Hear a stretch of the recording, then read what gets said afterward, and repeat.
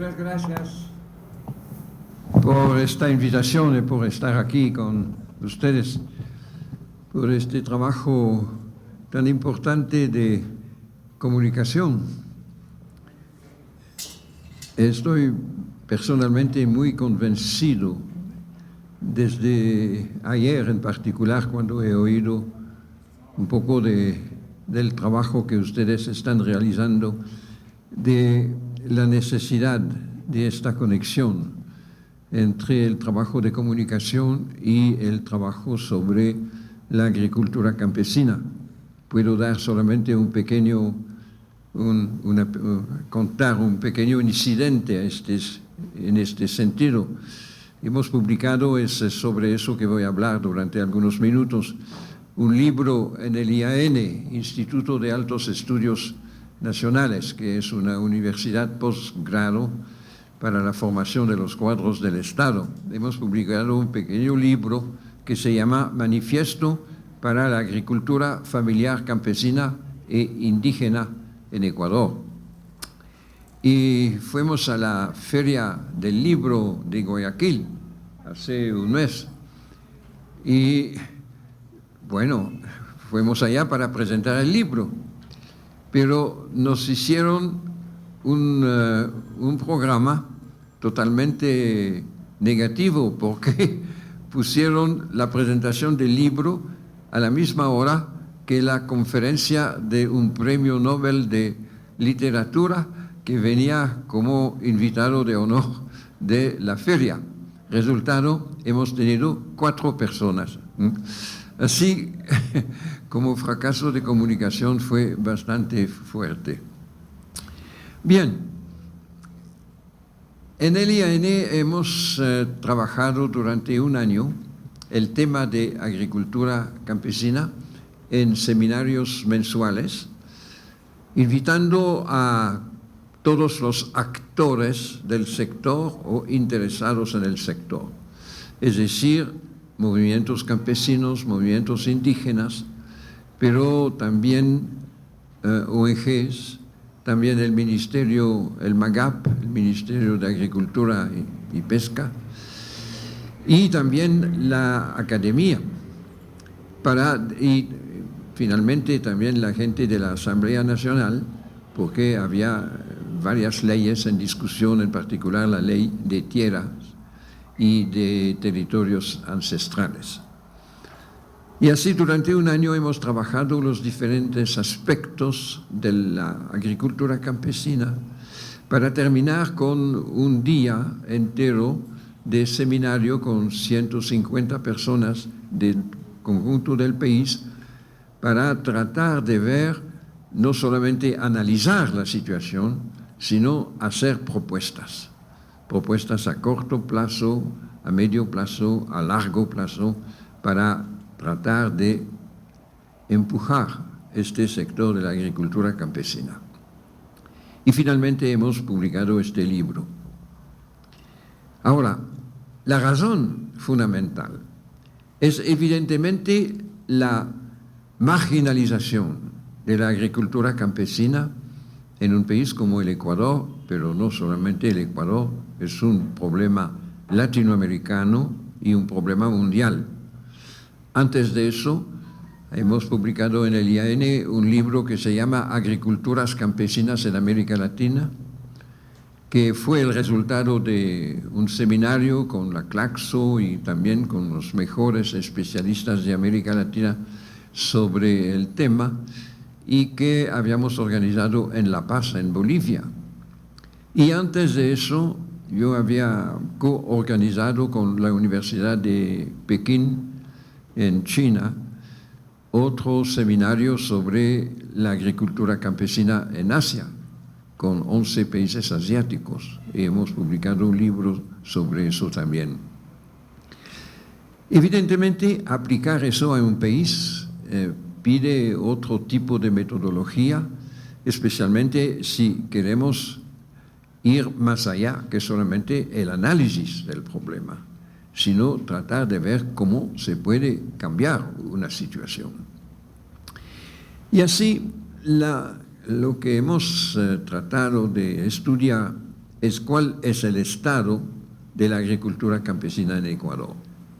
Y, como lo he dicho, hemos evidentemente visto desde el principio que este tipo de agricultura está bastante marginalizado. ¿Por qué? Bueno, porque se dice que es totalmente ineficaz. El presidente de la República ha declarado muy claramente que la agricultura campesina es un desastre productivo.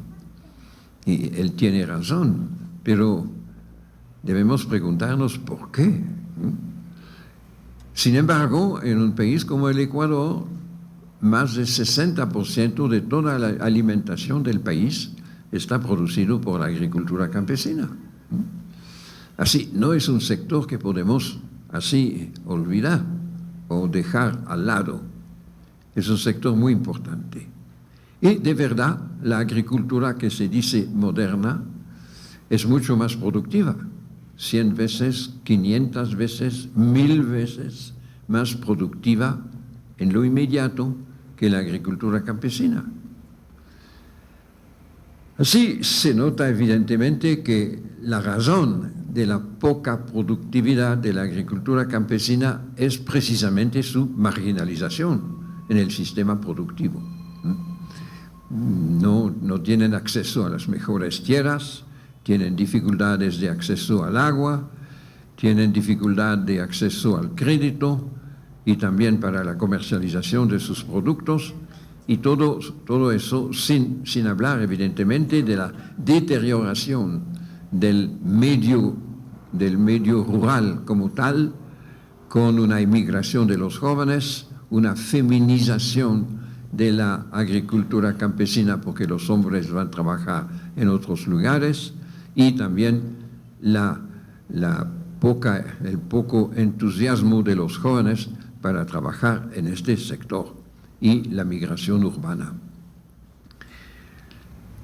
Cuando hemos estudiado eso, nos hemos preguntado, bueno, ¿cuáles son las funciones de la agricultura? Y encontramos 3 funciones fundamentales. Primero es nutrir la gente, y eso es evidente que en el mundo entero tenemos un aumento demográfico importante y debemos nutrir esta población. Ahora la FAO está muy clara en este sentido, que la tierra puede nutrir hasta 10.000 millones de personas. No es un problema, digamos, técnico de producción de alimentos, es un problema de organización de la producción. Así, la primera función es evidentemente nutrir. Y nutrir no solamente de manera cuantitativa, sino también cualitativa. Porque si producimos un alimento de McDonaldización del conjunto de la alimentación humana, evidentemente no respondemos a la calidad. Y en este sentido hemos visto que la agricultura campesina tiene más posibilidades de preservar la biodiversidad, de poder desarrollar una producción de tipo orgánico y también de preservar la diversidad de producción frente a la normalización de las semillas hecha por las grandes multinacionales y a la disminución muy radical de las especies de producción agrícola y de especificidad regional de producción de bienes alimenticios. La segunda función es participar a la regeneración de la tierra, porque la agricultura no es el único medio de regenerar la tierra, pero es un aspecto muy importante. Y ya vemos, si comparamos eso con la agricultura de monocultivos, especialmente monocultivos de exportación, vemos que el papel de la agricultura campesina para la regeneración de la tierra es fundamental. cuando al contrario los monocultivos están destruyendo los suelos, contaminando el agua, teniendo como resultado el agotamiento también de la productividad de los suelos, hasta el punto que la FAO, conjunto con el Banco Mundial, en un estudio de hace algunos años, ha declarado que finalmente la agricultura campesina es más productiva que la agricultura de monocultivos porque menos destructiva del ambiente. Así, para la función de regeneración de la tierra, la agricultura campesina tiene un papel muy fundamental frente a una agricultura que utiliza de manera masiva los productos químicos o una ganadería que de hecho envía más gases invernaderos en la atmósfera que todo el transporte en el mundo, y que así, con esta extensión de la gran ganadería, está una de las causas de la transformación climática. Y finalmente, la tercera función es una función de bienestar de la gente que trabaja en la agricultura y de los agricultores. Y evidentemente la situación actual de la agricultura campesina es bastante desesperante, porque la densidad social y cultural y la satisfacción en el trabajo no son realmente muy importantes por el momento. Pero al contrario, la proletarización de los campesinos por los grandes monocultivos tiene como un resultado generalmente situaciones laborales extremadamente negativas.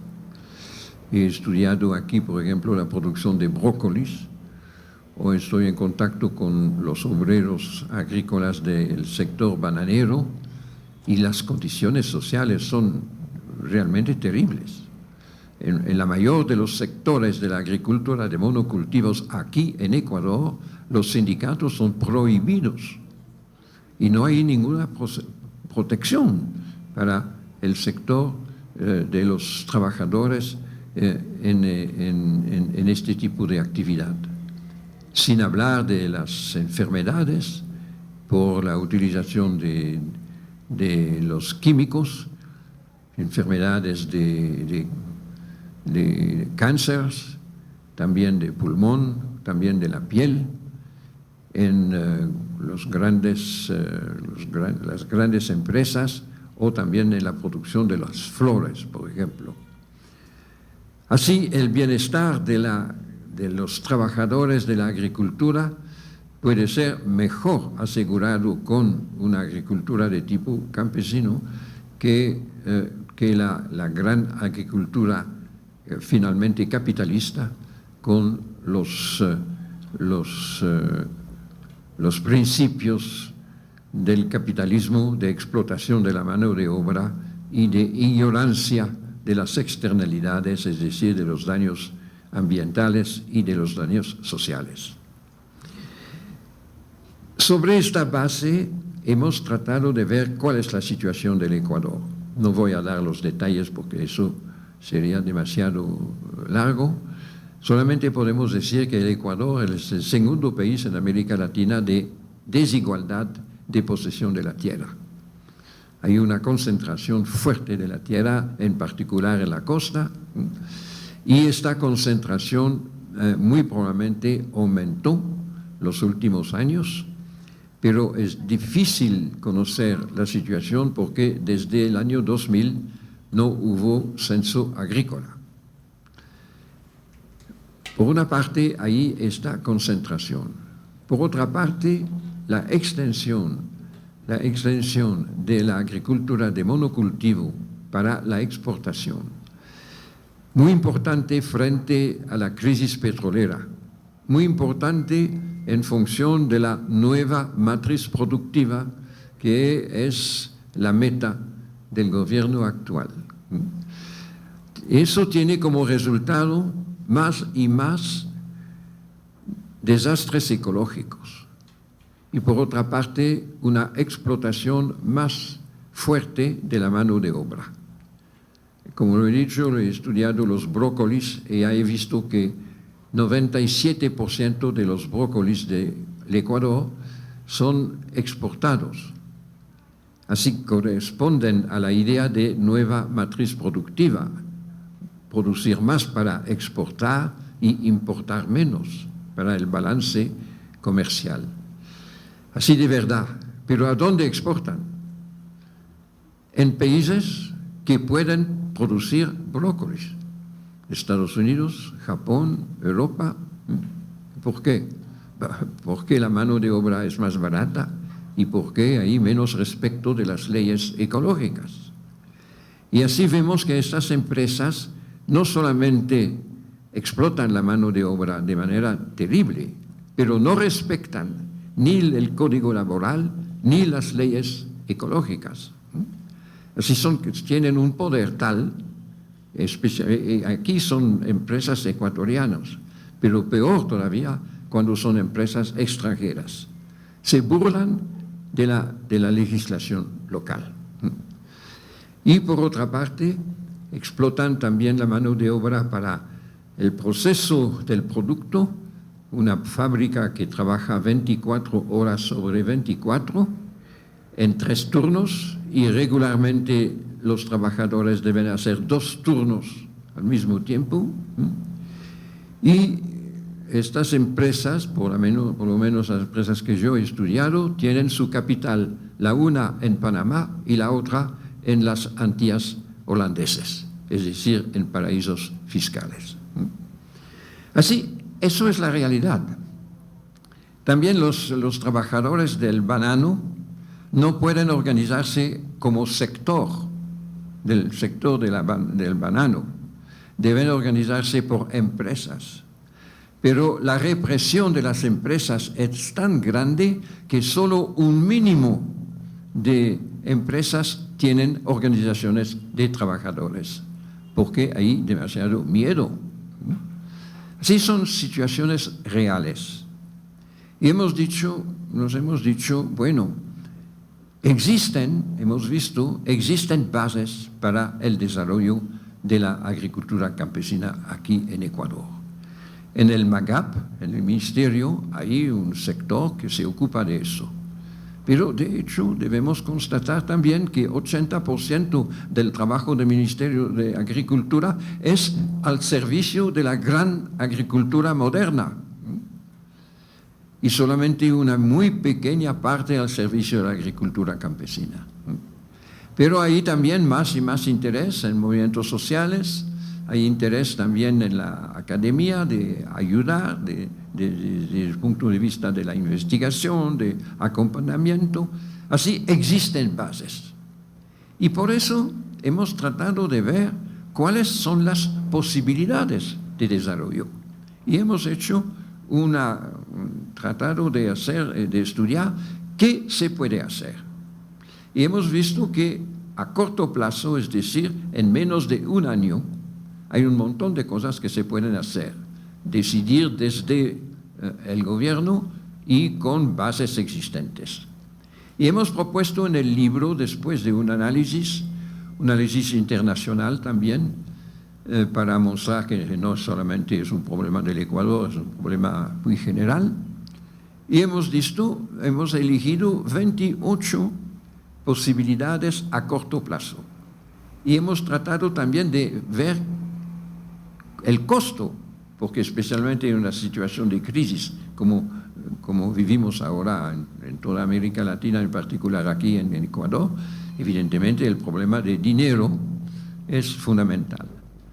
Y hemos visto que en estas 28 propuestas para ayudar a promover la agricultura campesina, el costo no era mucho más que lo que el año pasado el Ministerio de Agricultura no ha podido gastar. Es decir, los programas que no han podido realizar por varias razones, que esta suma que propongamos para agricultura campesina no es mucho más, bueno, lo que estamos propagando es una suma de 38 millones y el año pasado el Ministerio no ha podido gastar 48 millones de su presupuesto por varias razones. Solamente para decir que teóricamente no es imposible, que no se puede decir que a causa de la crisis económica no podemos hacer nada. Y después hemos tratado de mostrar cuáles medidas se podrían tomar a medio tiempo y después a largo plazo. El largo plazo, evidentemente, es una reforma agraria. Lo que no ha existido los últimos años en América Latina, tampoco en los países progresistas. Ningún país progresista, con excepción tal vez de Venezuela, ha hecho un esfuerzo un poco serio para una reforma agraria. Así es lo que hemos propuesto en este libro. Ahora viene, evidentemente, el problema de la comunicación y de la comunicación en particular con los responsables del sector.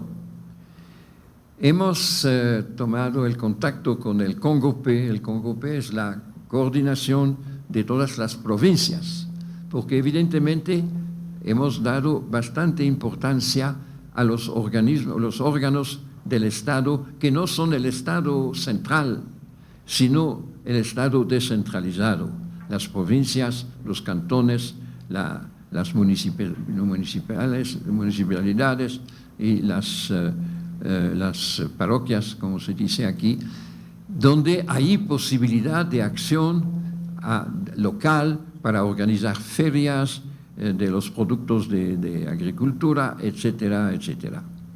Y así el CONGOPE se interesó al asunto y estamos en negociación para la publicación de varios miles de ejemplares de este libro para justamente ir en las provincias y distribuir en las provincias para ayudar a una posible toma de iniciativas. Y estamos también ahora en un periodo electoral y hemos hecho un grupo de trabajo para tratar de ver qué podemos proponer a los candidatos a la presidencia, pero también candidatos a la Asamblea Nacional, qué podemos proponer con una cierta jerarquía de tiempo para sus programas políticos. Y eso estamos trabajando. Esta tarde tenemos una reunión de este grupo para elaborar un documento para los responsables políticos. Pero evidentemente, oyendo las discusiones de ayer, he entendido que eso no basta, que sería necesario pasar por otros medios de comunicación para que sea una cosa que se acepta más y más en la opinión pública, que sea no un problema de especialista, sino un problema asumido por el conjunto de la sociedad. Porque evidentemente el desarrollo de la agricultura campesina, no como una cosa romántica de regresar al pasado, sino realmente como pasos hacia otro paradigma para el futuro, un paradigma postcapitalista, es un problema general de la sociedad, que también toca todo el problema de la relación entre el campo y la ciudad y otros aspectos también. Bueno, es así que hemos tratado de trabajar y gracias por el tiempo que me han dado.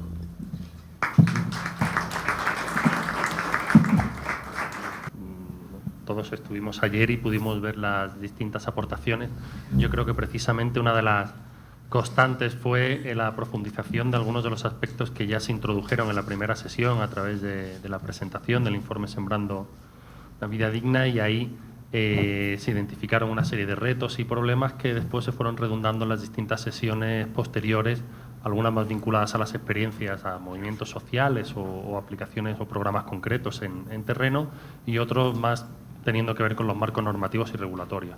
Sin extenderme mucho más allá de algunas problemáticas que son comunes, que se han identificado y que estuvieron redundando, y para no comer mucho tiempo ni de la exposición siguiente ni de la dinámica de trabajo, que es lo que realmente aporte a lo que ya fuimos viendo, simplemente recordar dos cosas. En primer lugar, una parte de los resúmenes de las principales tendencias y conceptos que se identificaron ayer están expuestos en la pared, como os comenté, y habría que ir dándole un vistazo y pudiendo completarlo. Sería interesante que fuerais de manera colaborativa y participativa completando los huecos que hay disponibles.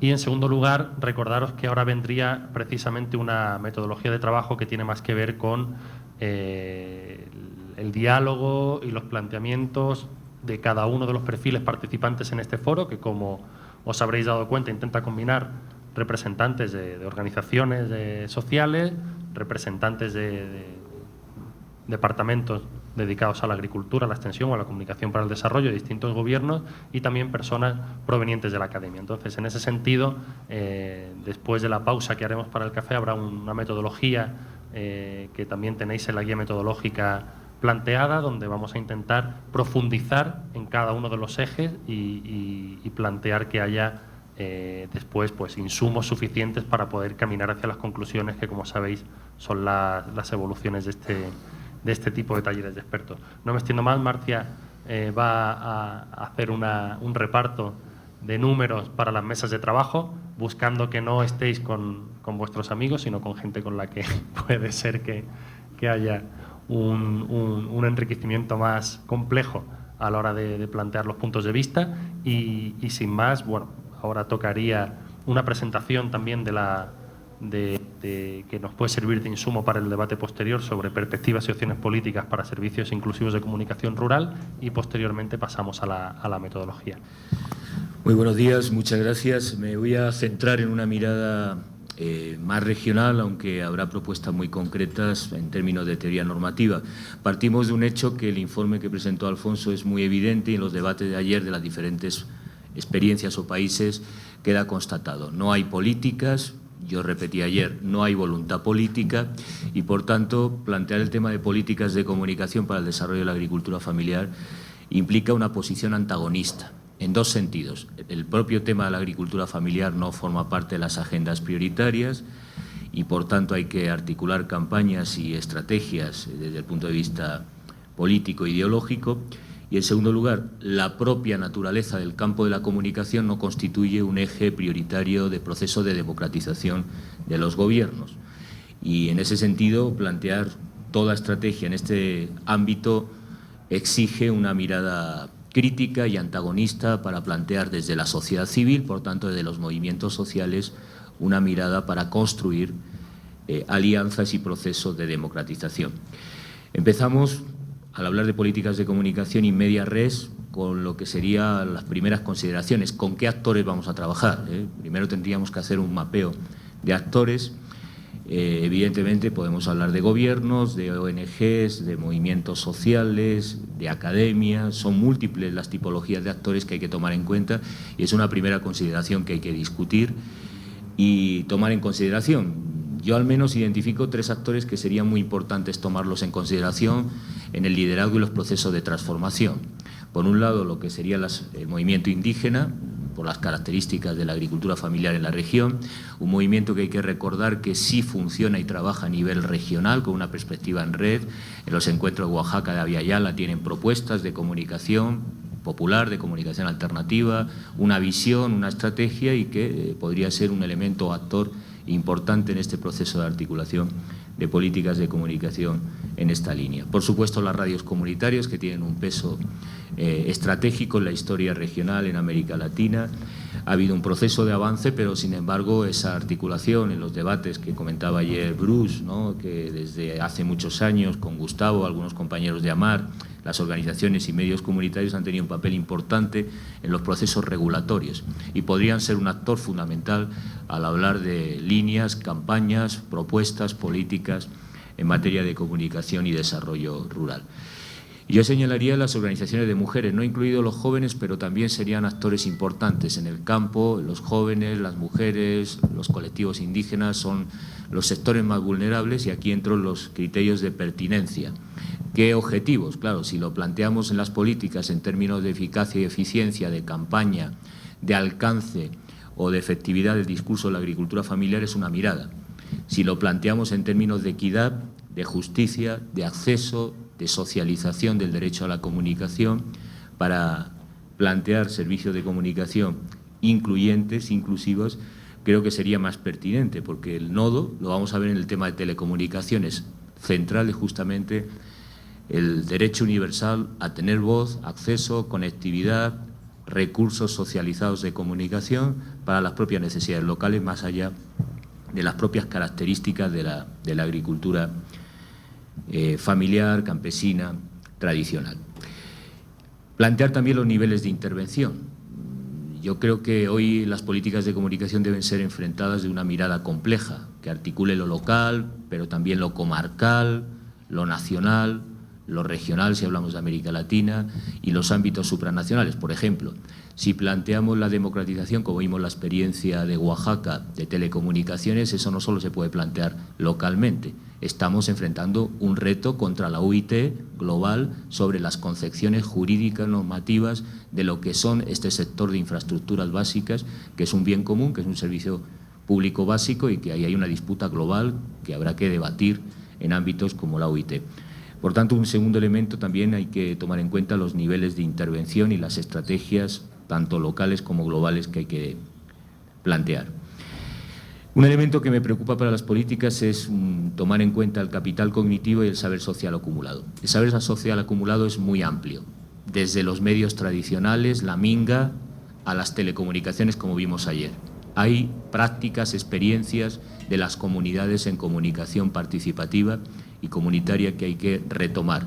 Pero, sin embargo, en términos de investigación y conocimiento, de capital cognitivo sistematizado y analizado, hay una gran carencia, tanto en políticas como en estas experiencias, que hay que desarrollar más.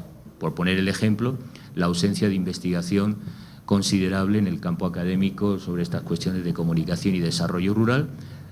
Hablábamos ayer, se abandonó los estudios de comunicación y desarrollo, específicamente también de desarrollo rural, y hoy se vuelven a retomar, quizá por el extensionismo tecnológico de Internet y las nuevas tecnologías, pero es necesario abordar también, como señalaré, políticas de ciencia y tecnología, que algunas agencias, como es en el caso de Argentina, como en el caso de Embrapa, también desarrollan investigación científica tecnológica vinculada al extensionismo, que podría ampliarse de manera considerable. Y por último, habría que tomar en cuenta una mirada geopolítica sobre la comunicación a nivel global y entender también por qué esa ausencia de contenidos específicos sobre desarrollo rural en los grandes medios. De algún modo se planteó ayer en el debate y quisiera retomarlo. La articulación, que apenas se debatió en Hábitat 3, entre lo urbano y lo rural. Cuando hablamos de agricultura familiar es una impugnación al modelo modernizador y en términos de geopolítica hay que discutir los modelos que se han construido de comunicación concentrada, masiva, de grandes industrias, eliminando lo de proximidad. Y este es un elemento muy interesante porque en los estudios que se desarrollan en la materia se observa que la gente sigue reivindicando medios de proximidad, pero son los que están amenazados por el proceso y por la geopolítica global de la comunicación. Y una crítica en la que partiríamos inicialmente. Hay que señalar que en los Objetivos de Desarrollo Sostenible se ha perdido mucho de lo avanzado en la Agenda 21 de la Cultura. La dimensión de la comunicación no se plantea como un eje sustantivo y, por tanto, hay que ser conscientes que cuando hablamos de la centralidad de la comunicación para el cambio del desarrollo rural, la comunicación no está en la agenda. La comunicación se plantea como una dimensión instrumental y no prioritaria. Se insisten en los ejes medioambientales, económicos, sociales, pero queda fuera la comunicación. Y aquí hay que plantear un debate o ciertas contradicciones.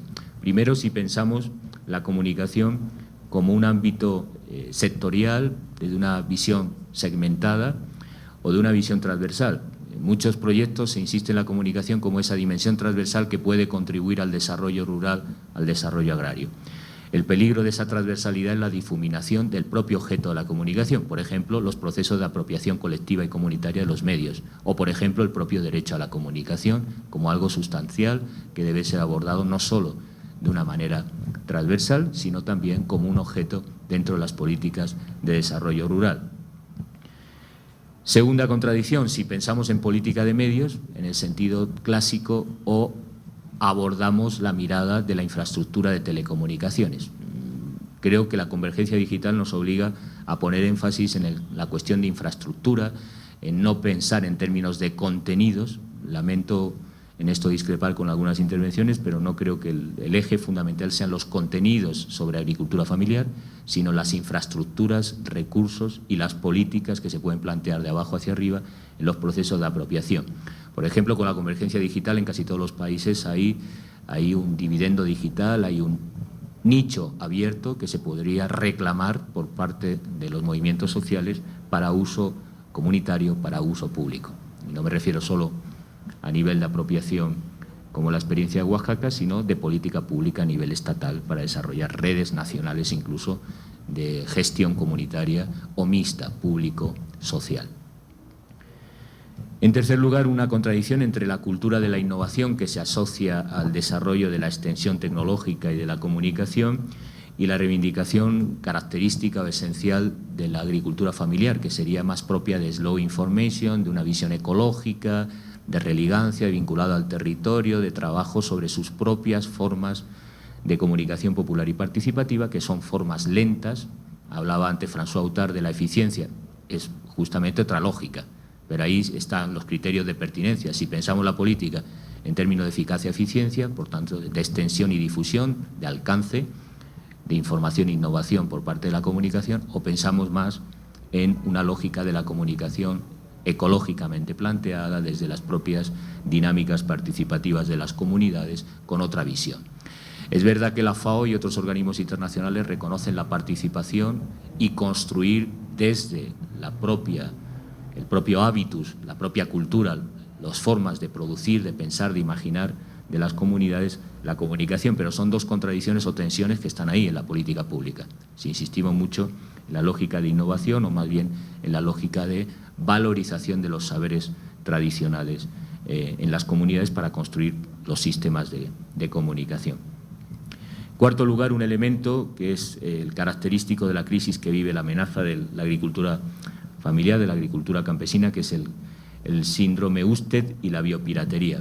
El síndrome Usted es lo que, no sé quién explicó ayer en la intervención, la existencia de tecnologías hiperdesarrolladas que llegan al campo, tipo los infocentros, pero que sin embargo el uso es subdesarrollado pese a que las tecnologías sean desarrolladas. Hay una correlación entre esas tecnologías y el extensionismo y la innovación tecnológica en los territorios rurales y la biopiratería. Muchas veces esos procesos de extensión tecnológica de algún modo son la avanzada para un proceso de expropiación de los saberes comunes, tradicionales, de la riqueza y los recursos de las comunidades a este respecto. Y habría que plantear este dilema sobre las TICs.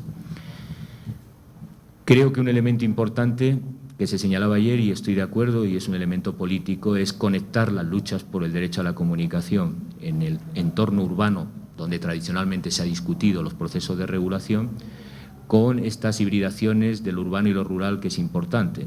Es decir, se señalaba ayer una propuesta, la política de comunicación sobre agricultura familiar se tiene que plantear en el ámbito urbano, no solo porque hay huertos urbanos, sino porque la conexión del urbano y lo rural es central. Y, por tanto, si vamos a una cultura de segmentación, de que hacemos canales temáticos para el campo, que consume solo la gente del campo, no estamos transformando la economía y, en ese sentido, la política de comunicación sigue siendo como sucede con la migración. Vamos a hacer programas específicos para migrantes que estén dirigidos a los propios migrantes, pero no hay una tensión dialéctica y productiva entre campo y ciudad o entre un patrón y código cultural y otras culturas.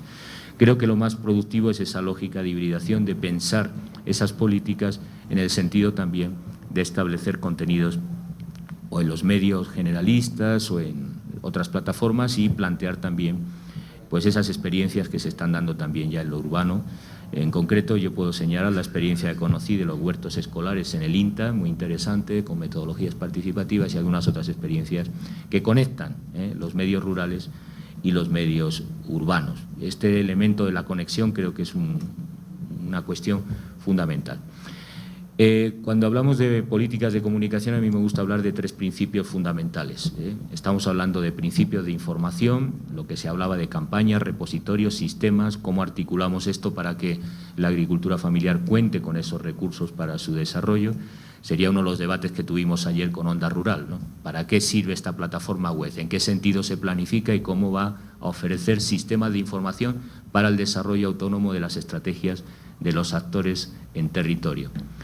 En segundo lugar, un principio de organización. Todo proceso de transformación social y de política pública implica un modelo organizativo y en ese sentido habría que discutir las estrategias de comunicación y participación en el campo para pensar qué modelo estamos desarrollando.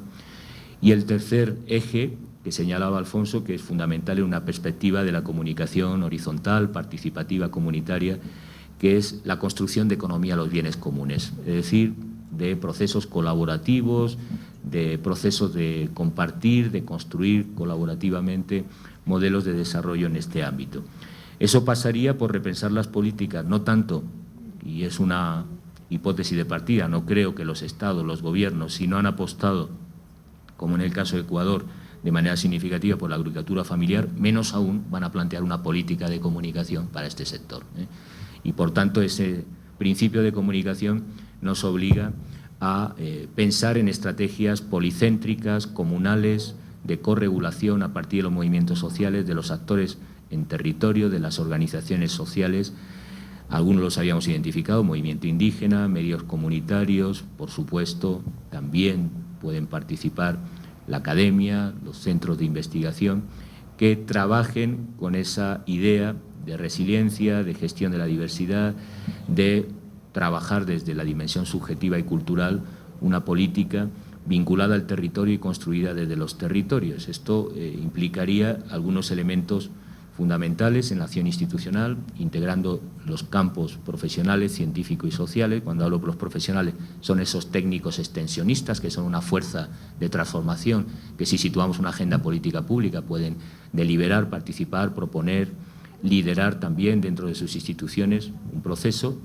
No he hecho la explicación, pero esta interpretación de política pública queda lejos de la lectura neoinstitucionalista que domina hoy en la ciencia política. Más bien voy a hablar en términos de redes críticas de acción colectiva y de propuesta política, es decir, yendo más allá de lo institucional, sin duda reconociendo que lo institucional es importante. Es decir, uno de los elementos que ayer salía en el debate y que voy a reivindicar es la construcción de institucionalidad, pero la institucionalidad no solo se puede construir desde el Estado, también se puede construir desde lo común, desde las formas comunitarias, formas de corregulación, de gestión, de autonomía, que hay que plantear de manera antagónica en los procesos. El ejemplo de Oaxaca creo que es ilustrativo, frente a las instituciones del mercado o del Estado que ignoran o no tienen en la agenda un debate sobre política de comunicación. Integrar también la diversidad de fuerzas de progreso, de culturas generacionales distintas y, por supuesto, de niveles, instituciones y espacios diversos en esa articulación. Por ejemplo, el trabajo en lo urbano, no solo en el territorio de lo rural. También habría que plantear una agenda de política pública en la ciudad en este ámbito. Una experiencia en la que he trabajado recientemente es la del paro agrario en Colombia, ¿no? En ese debate, ya saben un poco el capítulo de lo que sucedió en el caso de Colombia, una movilización intensa del campo, en el que se planteó un debate y una negociación con el gobierno. En esa negociación con el gobierno, uno de los elementos importantes es que se propusiera una política de comunicación para el campo, que no existía, y que, como en el caso de Ecuador y la mayoría de los países de América Latina, la concentración de la tierra, el conflicto agrario está, de algún modo, latente en el conflicto armado que ha vivido el país en este proceso ahora de pacificación. La ausencia de reforma agraria se complementa con la ausencia política de comunicación. En el caso de Colombia, con un matiz. A pesar de todo, fue uno de los primeros países que reguló el desarrollo de los medios comunitarios. Una paradoja porque es un modelo muy neoliberal, también el desarrollo de la industria cultural. Lo interesante es que en la cumbre agraria entre gobierno y movimiento campesino se planteó en la agenda, de las pocas veces que se ha planteado, el derecho de acceso, la libertad de expresión, en buena medida porque durante las protestas que protagonizaron los movimientos campesinos, la cobertura que pueden imaginar que dieron Caracol y los principales medios privados fue una visión pues poco menos que calificando a los campesinos de terroristas que boicoteaban el suministro de productos básicos en los mercados, es decir, un tratamiento informativo pues semejante al que hizo Televisa con el EZLN, semejante al que hemos vivido en Brasil, en el golpe contra Dilma, es decir, unos medios que están fundamentalmente contra la libertad de expresión, el derecho a la protesta, de manifestación, de reunión, por no decir de los derechos humanos en general, una de las características del sistema mediático. En esa propuesta que formularon como objetivos estratégicos el movimiento campesino, bueno, pues primero, por primera vez, se plantea en Colombia el diseño de un programa nacional de comunicación y desarrollo rural, es decir, que la desatención del sistema privado o comercial y de los escasos medios públicos en Colombia pues se integraran como parte de una política del Ministerio en materia de desarrollo rural desde una perspectiva tradicional de la comunicación para el desarrollo en las políticas nacionales. Se propuso también un observatorio nacional sobre información rural con participación de las universidades y la sociedad civil. Se da la característica de que en Colombia pues empieza a haber una tradición de estudio de comunicación y desarrollo y un área poco trabajada en América Latina que es comunicación y protección del medio ambiente. Hay investigación, varios proyectos del Sistema de Ciencia y Tecnología Colombia, Ecolciencias, que aborda esa relación frente al cambio climático, frente a la devastación, el extractivismo y los problemas que vive con la minería Colombia, que afecta al desplazamiento a los grandes centros o núcleos urbanos de población, no solo por la violencia, sino también por las formas de expropiación de la tierra, de la intervención de estas grandes transnacionales, de la cultura extractivista, pues plantear ese tipo de estudios que ya se está desarrollando en la relación comunicación y medio ambiente. Crear una red de medios comunitarios con financiación pública y participación del mundo rural e incluso un canal nacional de televisión mixto, público y comunitario sobre la cuestión agraria. Son algunas políticas concretas que empiezan a plantearse de manera emergente porque no estaban no solo en la agenda quizá de las organizaciones campesinas más tradicionales, sí estaba en la lógica de los medios comunitarios, pero un movimiento como el sucedió en el paro agrario en Colombia, plantear una agenda de estas características, creo ya que es un avance significativo en la formulación de políticas públicas. Yo traía aquí al debate algunas consideraciones de lo que se pueden hacer como alternativas o estrategias de comunicación que entiendo son prioritarias, ¿no? Una, el empezar a trabajar, y por eso planteábamos desde CIESPAL la necesidad de que Onda Rural se pensara más allá de los medios comunitarios para incluir, por ejemplo, medios públicos, agencias nacionales de comunicación, con la idea de elaborar una suerte de pool de medios que contribuyan a difundir contenidos relativos a la agricultura familiar con una mirada incluso regional, es decir, se pueden hacer, ayer salieron debates, podríamos hacer como se hizo con la agencia Pulsar, una agencia de noticias de información rural, se puede.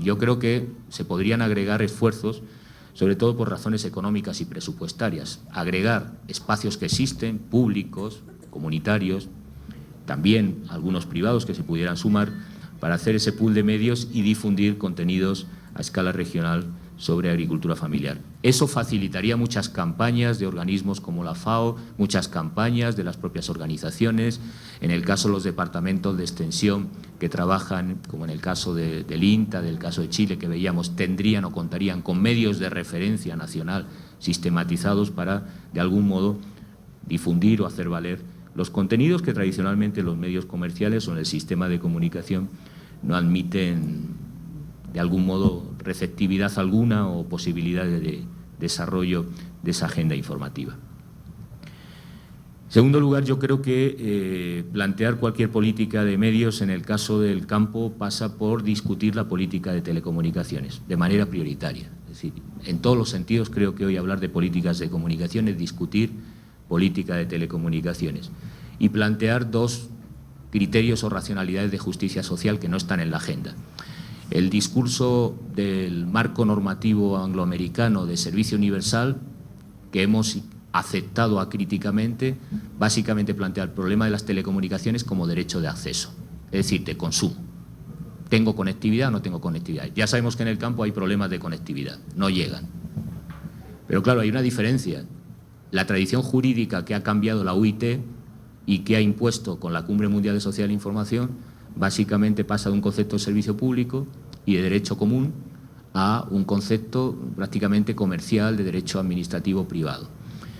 Y en ese sentido tenemos un problema. Primero, deberíamos afirmar la gratuidad y plantear el derecho a acceso como derecho gratuito, de verdad universal y no de acuerdo a posibilidades de renta. Segundo, en plantear, como en parte se formuló en los debates de la campaña Crisinfo, la exigencia de que los operadores de telecomunicaciones tienen que dar cobertura total y tienen que llevar el servicio y desarrollo de la red. Es una disputa política que creo que nos llevaría del plano local y comunitario del territorio al plano global, y esa campaña creo que se debería plantear desde el campo, la exigencia de la obligatoriedad de dar el servicio, y esa es una disputa ideológica, política fundamental a los operadores de telecomunicaciones. Digo esto porque no soy partidario de las políticas de los infocentros, en el sentido que se ha planteado en la mayoría de países. Transferencia del Estado, el Estado financia que los operadores lleguen, el Estado financia con dinero público que las antenas estén en territorio. Yo creo que debe ser una obligatoriedad, y aquí hay varias fórmulas que se pueden plantear. Por ejemplo, en algunos países, como el caso de Brasil, la construcción de un fondo de dinero con las plusvalías de los operadores de telecomunicaciones, en este caso para financiar la inclusión digital de territorio, de las comunidades donde no llega. Es decir, la exigencia de que una parte de las plusvalías alimentan un fondo de inclusión, financian los proyectos gratuitos, accesibles, socializados de las comunidades a las redes de telecomunicaciones. Es una alternativa, pero habría que empezar discutiendo que los operadores privados de telecomunicaciones, que es el principal modelo de negocio hoy día si hablamos de comunicación, deben dar el servicio obligatoriamente a todo el territorio y deben darlo en condiciones de acceso, con las condiciones que tiene esa población, que no puede ser los mismos recursos que tienen los consumidores del ámbito urbano. En cuarto lugar, creo que es necesario plantear las coaliciones para una propuesta regional. Nosotros tenemos un observatorio latinoamericano de comunicación, pero cuando hablamos de la propuesta de un observatorio, o que pensábamos en el programa Díaz-Bordenave de elaborar un observatorio sobre estas cuestiones, básicamente porque el observatorio te permite tres cuestiones, aparte de monitorear, desarrollar estrategia de capacitación, de sistematización de experiencias, te permite también elaborar políticas en términos normativos, propuestas de programas, de política pública en materia de comunicación y desarrollo rural. La ventaja sería que estaríamos en una lógica de redes críticas de acción colectiva, diseño de plataformas de movilización para plantear una agenda regional en materia del derecho a la comunicación y del desarrollo de la agricultura familiar.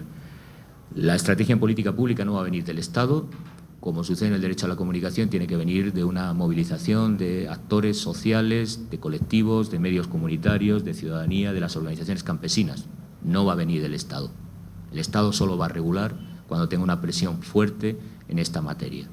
Y en esta materia también, insisto, tenemos que ampliar la mirada para no pasar, por lo menos en mi visión, de una política de medios y plantear este debate de la comunicación en el modelo clásico de medios, típico del modelo analógico, y plantearlo desde la política de telecomunicaciones y desde la exigencia que a través de esa política de infraestructura llegue una oferta de accesibilidad, de visibilidad, de difusión, de acceso, en definitiva, de los actores del campo en los medios tradicionales.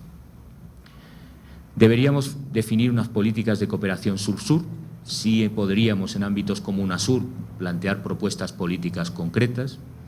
Igual en CELAC creo que habría que elaborar estrategias de cooperación sur-sur. Nosotros, aprovechando que hay compañeros de READ para que estén informados también, hemos intentado en el ámbito de Mercosur plantear un debate que desde que se formuló la academia, activistas, defensores del derecho a la comunicación vienen demandando, de procesos de integración de las industrias culturales en el ámbito del Mercosur y de debate sobre políticas de integración económica y desarrollo del derecho a la comunicación. Creo que en ese ámbito, desde el desarrollo rural, podríamos plantear una agenda en diferentes ámbitos multilaterales, en el ALBA, en el caso también de la conferencia de la CNA, de la CELAC, de UNASUR, y intentar establecer agendas concretas con programas, ¿no?, que pueden ser embriones para la formulación de políticas más amplias de comunicación y desarrollo rural. Del mismo modo, y en este caso a escala nacional, puesto que la política de ciencia y tecnología básicamente son nacionales, definir también programas de investigación sobre comunicación y desarrollo rural. CIESPAL nos podemos comprometer en articular una política científica con los actores en territorio, con las organizaciones campesinas, de qué serían prioridades para la investigación en este ámbito. Después, en la dinámica participativa, podemos hablar de grupos de interés, de grupos de trabajo, pero entiendo que el tema de género y de mujeres, de jóvenes, del tema de las TICs y su inserción en el campo pueden ser temas de investigación sugerentes. Señalo esto porque no puede haber política pública sin conocimiento y, lamentablemente, en las agendas académicas, comunicación y desarrollo rural no es prioridad. Es decir, no hay investigación prácticamente. Señalaba el caso de Colombia porque es llamativo que hay más de 3 grupos con programas de Colciencias, del Sistema de Ciencia y Tecnología, sobre comunicación y medio ambiente, un tema transversal y de interés para la agricultura familiar.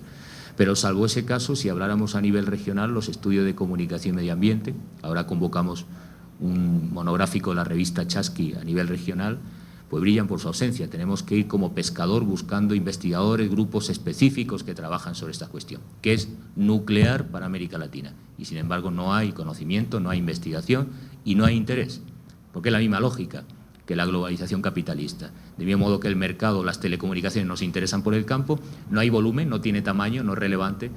Abordar estudios sobre esta cuestión tampoco es relevante, porque lo más interesante es estudiar la televisión digital terrestre, la convergencia digital, los modelos urbanos, masivos, modernos, europeos y occidentales, si hacemos una crítica decolonial a esos modelos. Bueno, yo creo que una agenda de investigación y desarrollo debería formar parte de una política de ciencia y tecnología en comunicación y desarrollo rural, y aquí tenemos una representación importante de agencias que tienen una trayectoria. Creo que falta EMBRAPA, pero EMBRAPA, INTA tienen mucho aprendido, mucho sistematizado, mucho trabajado en investigación científica también, que podría servir para alimentar una agenda de este tipo. Trabajar un tema que aparecía en el informe de Alfonso y que para mí es importante, pasar de la voluntad de poder, del voluntarismo o de cierta lógica de construcción de medios y de experiencias de comunicación comunitaria en los territorios a cierta planeación. Por ejemplo, empezando por una cuestión, una racionalidad que suele ser un déficit en el movimiento de medios comunitarios. Cada localidad, cada parroquia, cada comunidad quiere tener su medio de comunicación. Muchas veces no es sostenible en términos económicos, y discutir la economía social de la comunicación es plantear la planeación en territorio, cómo distribuir los medios comunitarios, cómo planear el acceso a esas infraestructuras de telecomunicaciones desde una perspectiva de la distribución territorial, de las economías y sus escalas, de la sostenibilidad de esos procesos. Esa planeación es necesaria y ahí podemos hacer un trabajo para plantear alternativas a los poderes públicos, locales, provinciales, los gobiernos autónomos descentralizados y, por supuesto, los estados-nación. Y es muy relevante, se ha señalado, la necesidad de políticas interagencias y multinivel, es decir, debería haber una mayor articulación en los proyectos entre FAO, UNESCO, UNICEF, yo añadiría UIT, habría que discutir las políticas en los procesos de regulación o la Organización Mundial de la Salud para programas específicos y estrategias que desde aquí podríamos vislumbrar como alternativas. Es decir, plantear solo en el espacio de la FAO, plantear solo en el espacio de la comunicación estos elementos, creo que estaremos todos de acuerdo, limita bastante el alcance de las campañas, de las estrategias de empoderamiento de las comunidades, del desarrollo autónomo de las economías locales a este nivel. La realidad es compleja y la política debe articular esos diferentes actores y, por supuesto, desarrollar programas transversales en esa materia. Creo que vamos mal de tiempo, así que voy a ir acelerando y que tendrán acceso a la presentación en esos ámbitos. Bueno, en la lógica de un plan de trabajo y lineamientos de informar, potenciar los procesos, innovar y el objetivo final, que sería transformar la realidad, yo creo que sí sería bueno plantearnos la necesidad de un informe y de un estudio. Bruce hizo una propuesta muy concreta ayer que podríamos retomar, la experiencia de plataformas como Crisinfo o en concreto en América Latina, señalaba el caso de Gustavo Gómez y los procesos de regulación de medios comunitarios. Bueno, ahí tenemos un proyecto de elaboración de estudio concreto sobre los procesos de políticas de regulación. Yo añadiría, necesitaríamos un observatorio para hacer estudios y monitoreo. Lo ideal sería anualmente, pero necesitamos una herramienta para hacer levantamiento de datos, análisis y trabajar la gestión del conocimiento local, de conocimiento propio. Cuando hablo de la gestión del conocimiento es que uno de los problemas vinculado a la agricultura es justamente en la tradición de extensión, cómo a partir de los saberes localizados se construyen procesos de desarrollo. Bueno, una estrategia podría ser el planeamiento de un trabajo para crear sistemas de información. En segundo lugar, queda muy evidente, con el caso de Onda Rural, la necesidad de potenciar redes y procesos. Nosotros podemos, por ejemplo, potenciar capacidades junto a FAO en formación o en investigación. También desarrollar plataformas, la web debería ser una plataforma también virtual de extensión del diálogo de saberes, rediseñando lógicamente para procesos y herramientas más participativas. Y sobre todo lo que a mí me parece interesante es definir la estrategia de coaliciones, alianzas y qué metodología para construir redes críticas de acción colectiva en el tema del derecho a la comunicación en el ámbito rural. Porque entiendo que solo así vamos a poder avanzar en un proceso de transformación. En ese ámbito pues, hay acciones que podemos desarrollar desde las políticas públicas de ciencia y tecnología en diálogo con los Estados-nación, al Observatorio de Comunicación y Desarrollo Rural, la articulación, hay grupos de comunicación y desarrollo en ALAID, pero se podría hacer un grupo de interés específico sobre desarrollo rural. Igual tienen la Cátedra Luis Ramiro Beltrán de Comunicación y Buen Vivir y la propuesta de hacer una red de expertos, de académicos y también de consultores en materia de comunicación y desarrollo rural, programa Díaz Bordenave, que queda pendiente de lo que aquí se apruebe respecto al proyecto de redefinición de Onda Rural. Y por último, transformar en el sentido de plantear tres ejes fundamentales. Diseño de planes locales, liderados por las organizaciones campesinas en territorio, empezar a plantear, con capacitación lógicamente, planes locales de comunicación. Cuando digo locales pueden ser de una comunidad, de una comarca, de un sentido más amplio, empezar por lo local y empezar a construir políticas desde lo local, aunque tengamos una agenda también global para la OIT y los organismos supranacionales. Discutir la economía social de la comunicación, que suele ser relegado en los estudios sobre medios comunitarios, luego siempre nos volvemos a reunir con la dificultad de sostenibilidad de los medios comunitarios. Bueno, pues desde aquí tenemos pendiente, no lo hemos logrado, hemos hablado con ALAI, con ALER, con CORAPE, con organizaciones, hacer un encuentro monográfico sobre economía social de la comunicación, cómo construir institucionalidad, recursos, sinergias, procesos sobre economía de los medios comunitarios. Y desde luego también nueva institucionalidad y agenda reguladora. Sí, una vez definida la estrategia, las redes, las coaliciones, los actores que nos sumamos en unos procesos de campaña, definir qué tipo de institucionalidad. Por ejemplo, habrá que cambiar la UIT. Yo he tenido un fracaso absoluto con el Ministerio de Telecomunicación y Sociedad de la Información del Gobierno ecuatoriano. Su concepto es mercantil y de ingeniería. Por tanto, todo lo que no responde a eficacia y eficiencia, fuera de la agenda. ¿Para qué vamos a dar acceso? Este ejemplo que se ponía en el caso de Oaxaca. Si son pocos, no es rentable. Si no es rentable, no tiene que haber red. Y esa lógica es la que domina hoy las políticas de comunicación en la mayoría de los estados. Por tanto, habrá que definir qué alternativa tenemos de institucionalidad, qué tipo de gobierno de las telecomunicaciones y los medios públicos podemos definir desde ese ámbito y qué agenda reguladora. Definir un poco los objetivos estratégicos en esta materia que creo que pueden ser significativos. Solo dos matices. Desde una perspectiva de la economía de los bienes comunes, entiendo yo que la institucionalidad y el modelo regulador no se debe definir a priori, se debe definir con los actores. Esta es una diferencia de la praxis en una lógica de lo común. Y esta es la crítica que se formula siempre a los medios comunitarios. Por ejemplo, en este país se estableció un modelo mercantil. Tiene una ley muy avanzada, pero a la hora de las concesiones del Estado, de las licencias de radiodifusión, se les exigía a los medios comunitarios un plan de negocio. Es decir, se aplicaron los criterios del mercado por parte de Arcotel para el desarrollo de las licencias de los medios comunitarios. La cuestión aquí es que nosotros no teníamos una institucionalidad, criterios, modelos de política pública para decirle a Arcotel, no, debe ser de este modo, debe ser con este criterio. Simplemente la respuesta fue, no es adecuado. Pero hay que plantear una agenda y una institucionalidad. Porque en este ámbito de las telecomunicaciones, como digo, sea el gobierno de progreso o conservador, la lógica es mercantil y de ingeniería.